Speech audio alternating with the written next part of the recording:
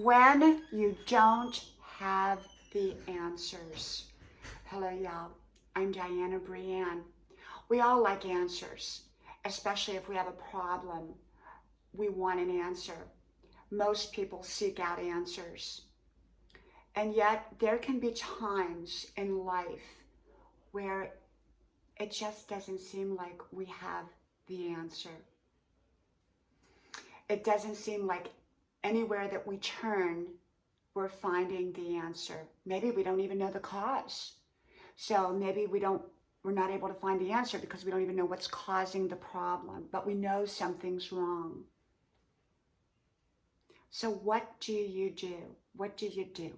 What do you do when you don't have an answer? Well, one of the first things I do is I pray. And then I go from there.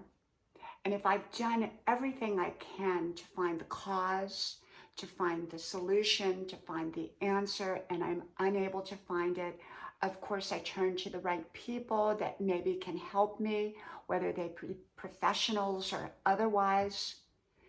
And if at that point no one seems to be able to come up with the answer, then for me, I step back. And I do my best at clearing my mind and staying calm and staying peaceful to the best of my ability. Now, some situations are easier to do that than other situations, okay?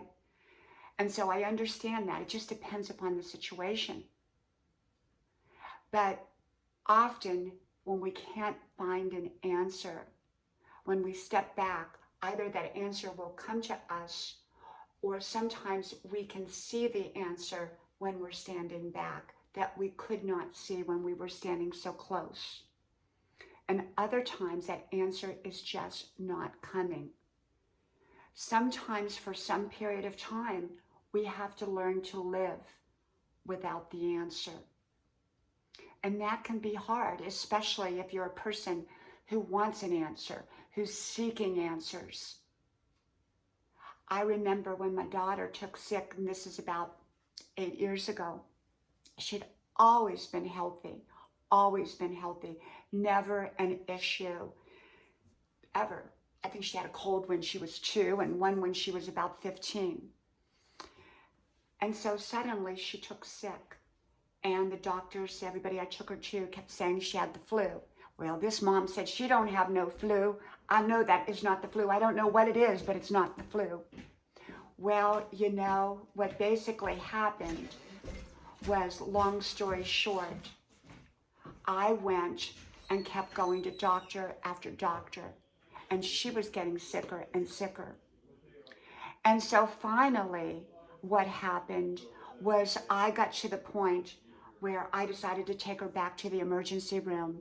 And at the very same time, her doctor called and said, get her to the emergency room. Long story short, and I've done many videos on this, she ended up with a portal vein occlusion. And we had to rush her to a major university hospital. She had to go through major life-saving surgery. And she would not have made it had I not been the kind of mom that pursued the answers. I never gave up pursuing the answer, even when I didn't have the answer. Okay? And my being that kind of mom likely is what saved her life. And I've been in other situations where no matter what I did, I could not find the answer at that time. And I had to become peaceful, which was challenging for a person who was pursuing the answers. But when I had exhausted every avenue, I had to simply step back and rest and recharge and regroup.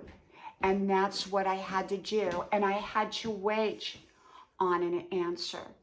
I had to simply wait. And not in every situation did those answers come right away, or even maybe at all. And yet I continue to be open to those answers. I continue to look for those answers and yet be at peace with not having the answer. And I can tell you, being at peace is challenging when you need an answer. Okay, but there can be times in life where we simply don't have the answer. And for me, that's when I do my very best at being peaceful and doing the very best that I can until the answer comes. From my house to yours, may God bless you. And I hope to talk to y'all soon again. Bye-bye.